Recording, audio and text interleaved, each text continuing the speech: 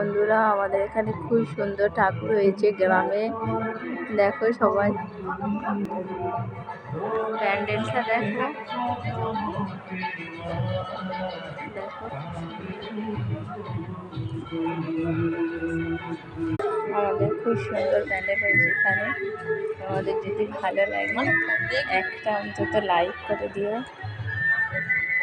পুরো প্যান্ডেলটাই ঘুরে দেখাবো তোমাদের।